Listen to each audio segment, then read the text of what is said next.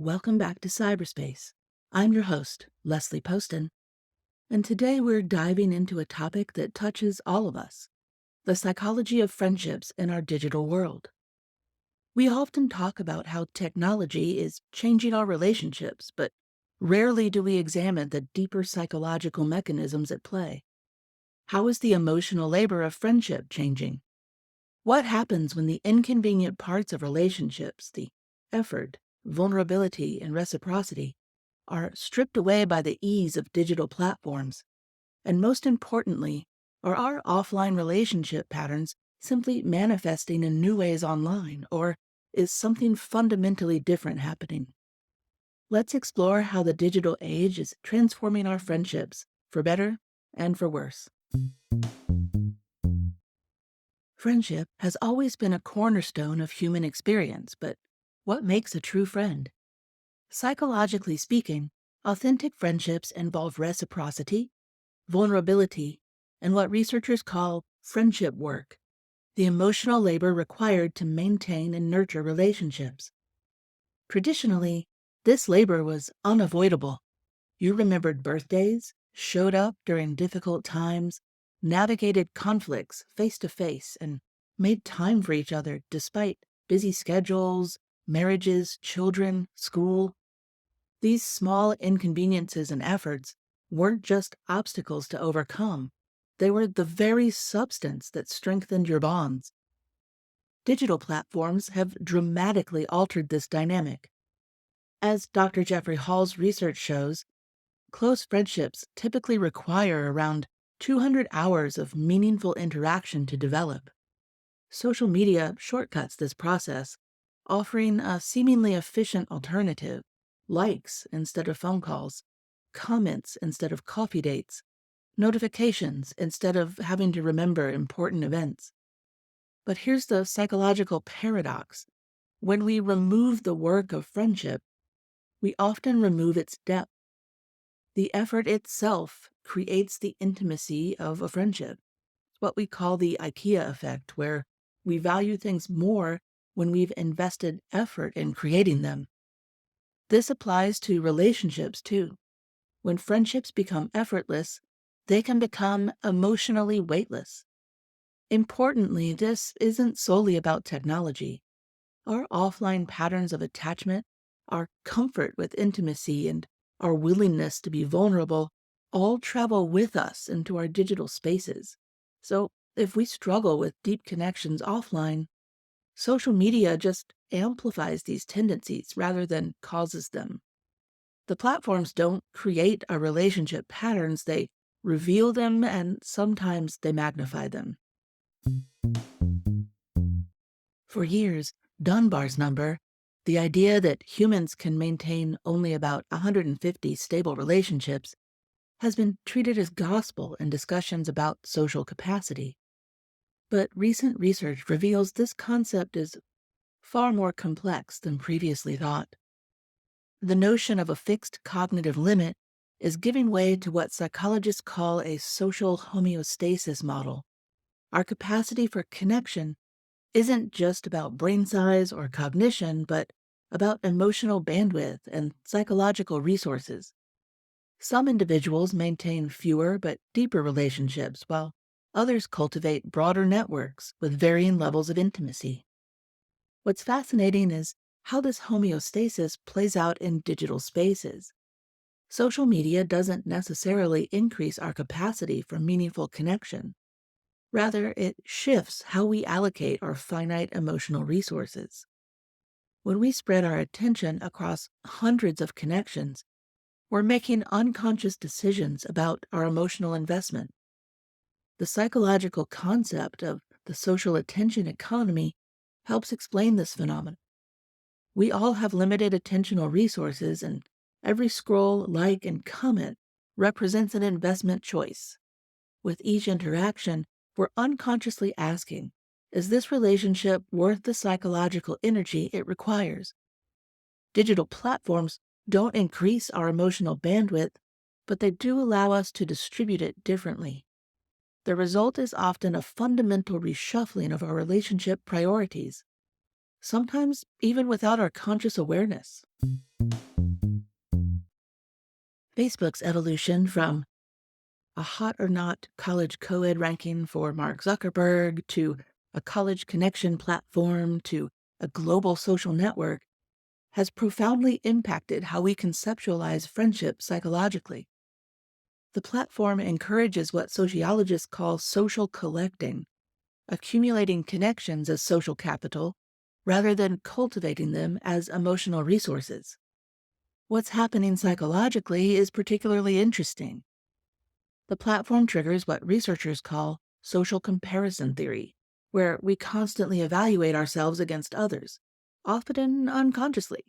But on Facebook, these comparisons occur in an environment deliberately designed to showcase life's highlights rather than life's authentic experiences. This creates a psychological environment where we're comparing our full reality, including all of our struggles and our ordinary moments and our unkindnesses as well as our kindnesses, against carefully curated presentations of others' lives. The resulting emotional dissonance can trigger what researchers call impression discrepancy, where we feel our actual self doesn't match the ideal self we present online. Not only that, Facebook's structure fundamentally alters what we call friendship maintenance behaviors. In traditional friendships, maintenance often requires proactive care, checking in, making plans, just showing up. But Facebook's passive consumption model transforms this into reactive engagement, responding to what appears in our feeds rather than actively reaching out. We can see evidence of this impact on our real-life friendships in the decline of spontaneous phone calls, non-holiday letter writing, and texting people just because or just to check in. This shift from proactive to reactive friendship maintenance represents a fundamental change in the psychological dynamic of our relationships, and crucially, those who struggle with proactive friendship behaviors offline often find Facebook's reactive model particularly appealing. It allows them to maintain a sense of connection without confronting their deeper patterns of avoidance or insecurity in relationships. TikTok offers a fascinating psychological contrast to Facebook's approach to connection. While both are platforms with massive reach, TikTok activates what psychologists call emotional contagion through its video-centric format. When we see someone's genuine emotion, laughter, tears, excitement, mirror neurons in our brains activate, creating a physiological response that can mimic what we're watching. This neurological mirroring creates what researchers call virtual co-presence, the feeling of being emotionally present with another person, despite physical separation. It's why watching a creator's spontaneous reaction can feel more authentic than reading a carefully crafted Facebook post. TikTok's format also leverages the psychological concept of self-disclosure reciprocity. When creators share vulnerable aspects of themselves, their struggles, insecurities, or their genuine joy, viewers experience a neurochemical response, similar to when a friend confides in them. This triggers our innate tendency to reciprocate openness, often leading viewers to share their own experiences in comments or create response videos. What makes these parasocial relationships psychologically powerful is that they activate many of the same neural pathways as traditional friendships. The brain's reward centers release dopamine during these interactions, reinforcing the sense of connection, even though it's one-sided. However, there's an important psychological distinction. While these connections stimulate similar neural pathways as traditional friendships, they lack what attachment theorists call secure base functions, the knowledge that someone will be consistently available in times of need or a cornerstone of secure attachment. This explains why many people simultaneously report feeling deeply connected to content creators while still experiencing loneliness. The parasocial relationships provide emotional stimulation, but not the psychological security of a reciprocal friendship. Different social platforms create distinct psychological environments that shape how we form and maintain connections. The design of these digital spaces isn't neutral. Each activates different aspects of our relationship psychology. Snapchat, with its ephemeral content, taps into what psychologists call the intimacy of transience. When content disappears, it creates a psychological space that feels more like an in person conversation, here now, gone later, reducing self consciousness and increasing authentic sharing. This ephemeral quality activates the scarcity principle in psychology, where we value what we can't permanently access, often making Snapchat interactions feel more precious. Instagram, conversely, creates what researchers call a performance stage where identity presentation is carefully managed. This triggers the psychological phenomenon of identity labor, the work of constructing and maintaining a particular self image. The platform's design encourages what social psychologists call impression management, where we present idealized versions of ourselves, often at the cost of authentic connection. Discord and Slack represent yet another psychological model, creating what community psychologists call psychological neighborhoods, spaces built around shared interests rather than geographic proximity or existing relationships. These internet-based communities activate the powerful psychological mechanism of identity fusion, where group membership becomes integrated into personal identity, creating strong bonds that sometimes rival traditional friendships. These different psychological environments explain why many of us behave differently across platforms. We're all responding to distinct social cues and relationship frameworks on each social network. Our offline relationship patterns interact with these environments, sometimes amplifying our tendencies and sometimes creating space to develop a new way of connecting. The fundamental psychological trade-off in digital friendships involves what researchers call relational bandwidth. While social media expands the number of connections we can maintain, it often compresses the depth of each interaction. This creates what psychologists term affective forecasting errors. We predict that maintaining more connections will increase our sense of belonging, but we often discover that quantity doesn't translate to emotional satisfaction. Research shows that our psychological well-being correlates more strongly with having a few close confidants than with maintaining a large network of acquaintances. Digital platforms can trigger what attachment theorists call anxious attachment behaviors, constantly checking for responses, seeking validation through likes or comments, and feeling insecure when engagement is low. These behaviors stem from fundamental attachment patterns formed in early relationships that find new expression in digital spaces. The concept of psychological presence is particularly relevant here. Meaningful relationships require what psychologists call attentional investment, the willingness to be fully present with another person. Digital platforms designed to capture and fragment attention often undermine this capacity for presence. We may be responding to a friend's significant life event while simultaneously scrolling through other content, diminishing the psychological impact of the interaction. Perhaps most importantly, social media creates what we call cumulative absences, small but seemingly insignificant moments of distraction that compound over time. Each instance where a phone interrupts an in-person conversation might seem minor, but collectively they can erode relationship quality through what we call attentional erosion. These trade-offs aren't inevitable consequences of technology, but they rather emerge from how we individually and collectively use these tools. Our offline patterns of avoidance, attachment, and attention all influence how we navigate our digital spaces. Framing the concept we're discussing through the lens of personal stories can illuminate these psychological principles in action. Consider a woman who maintains a group chat with college friends scattered across the country. The chat provides continuous connection, but she notices that conversations remain surface level until they institute monthly video calls where deeper sharing can occur. This illustrates what we call disclosure thresholds, the conditions necessary for vulnerability to emerge in relationships.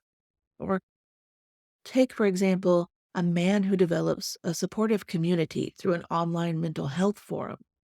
The anonymity of the platform creates what we call a disinhibition effect, allowing him to share struggles he conceals from his in-person friends. This demonstrates the stranger on the train phenomenon. Sometimes we find it easier to be vulnerable with those we don't see daily because there's less perceived risk to our established identities. We could also think about the woman who finds herself exhausted by maintaining her Instagram persona while feeling increasingly disconnected from her followers. She's experiencing what we call identity labor fatigue, the psychological toll of presenting a curated self. If she begins sharing more authentic content, engagement initially drops, but the quality of interactions improves, demonstrating the psychological principle that authenticity often deepens connection, even if it narrows your audience.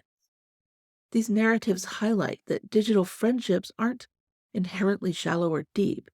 Rather, they reflect our psychological choices about vulnerability, authenticity, and attention. The technology provides the medium, but we bring our psychological patterns to the spaces. Psychological research offers valuable insights into nurturing meaningful connections in digital spaces. And while I have adopted the habit of putting the bulk of the research in the show notes, I did want to call out a few researchers' work here. For example, Dr. Sherry Turkle's work on reclaiming conversation emphasizes that digital tools work best as bridges between in-person interactions rather than replacements for them. Her research shows that the absence of nonverbal cues in digital communication can reduce empathy by up to 40% compared to in-person interactions. I think we've all seen this happen in comment sections. Dr. John Cacioppo's research on loneliness reveals that the quality of social interactions matters more than the quantity. His work finds that subjective feelings of isolation can persist despite numerous digital connections, highlighting what psychologists call the intimacy paradox, being increasingly connected yet feeling increasingly alone. Attachment theorist Dr. Sue Johnson points out that secure attachment requires emotional accessibility and responsiveness, qualities that can be difficult to convey through text-based communication. Her research suggests using video communication more frequently, as facial expressions and voice tone activate attachment systems more effectively than text. Social psychologist Dr. Jonathan Haidt emphasizes the importance of what he calls structured disconnection, intentional periods away from digital platforms to rebuild attentional capacity. His research showed that even brief digital sabbaticals can significantly improve relationship satisfaction by restoring what neuroscientists call present moment awareness. What emerges from this collective research is a nuanced understanding that digital tools can either enhance or diminish quality depending on how they're used. The key psychological factor isn't the technology itself, but whether it facilitates or hinders authentic self-disclosure, additional presence, and emotional responsiveness, the cornerstones of meaningful connection.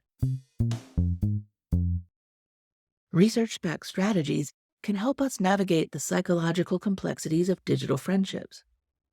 Dr. Hall's friendship studies suggest implementing what he calls the 40-20-10 rule. He suggests spending 40 minutes in face-to-face or voice conversation with close friends weekly, sending 20-minute voice messages to maintain mid-tier friendships, and using 10-minute text check-ins for casual connections. This tiered approach helps allocate emotional resources according to relationship significance. If you're not a phone call person, you can flip those numbers around, but the ratio remains pretty solid. Brené Brown's research on vulnerability suggests practicing what she calls digital courage, being willing to share authentic struggles rather than only the highlights, which her studies show increases relationship depth. She recommends starting with controlled vulnerability, sharing challenges you've already processed rather than raw emotions to help you build comfort with authenticity online. Communication researchers recommend addressing what they call channel expansion, using multiple forms of communication with important relationships. Their studies show that relationships maintained across diverse channels, text, voice, video, in person, demonstrate greater resilience than those confined to a single medium. Mindfulness researchers suggest practicing what they call social media intention setting, taking a moment before opening platforms to clarify your purpose. Their studies show this simple practice reduces passive consumption and increases meaningful engagement by activating the prefrontal cortex, the brain region responsible for intentional behavior. And finally, relationship psychologists recommend regular digital relationship audits, evaluating whether your online interactions are enhancing or diminishing your sense of connection. Research shows that this conscious evaluation helps align digital behavior with relationship values, sometimes leading to significant changes in platform usage. These strategies aren't about rejecting digital connection, but rather about bringing psychological intentionality to these spaces, ensuring that technology serves our relationship needs rather than reshaping those needs to fit technological limitations. It's clear that while digital platforms have transformed how we connect, the psychological foundations of meaningful friendships remain remarkably consistent: attentional presence, vulnerability, reciprocity, and what we call bids for connection, those small moments of reaching out that build relationships over time. The digital age hasn't fundamentally changed what we need from our friendships, but it has changed how we pursue those needs. The most psychologically healthy approach isn't to reject these new tools, nor to embrace them uncritically, but to use them with intention, recognizing that they amplify our existing tendencies while creating opportunities to develop new relational skills. Perhaps most importantly, we should remember that our digital behaviors don't exist in isolation from our offline patterns. The person who struggles with vulnerability in face-to-face relationship will likely struggle online with this as well. The friend who makes time for others, despite a busy schedule, will likely maintain that priority in her digital spaces as well.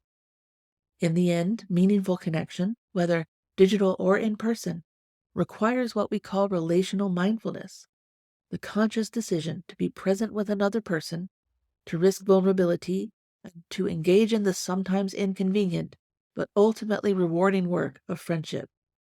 Thank you for tuning in to Cyberspace. I'm your host, Leslie Poston, signing off. And until next time, stay connected and stay curious. Bit of housekeeping before we sign off for the day. I have been nominated for a Women in Podcasting Award, and there'll be a link to vote for that in the show notes. We also have a Patreon. There will be a link to that in the show notes. And we're getting more and more community there, which I love. That's how you can talk to me about the episodes or on our social media. If you're not a subscriber yet, if this is your first time listening, hit that subscribe button so you never miss a week. Thank you. See you next time.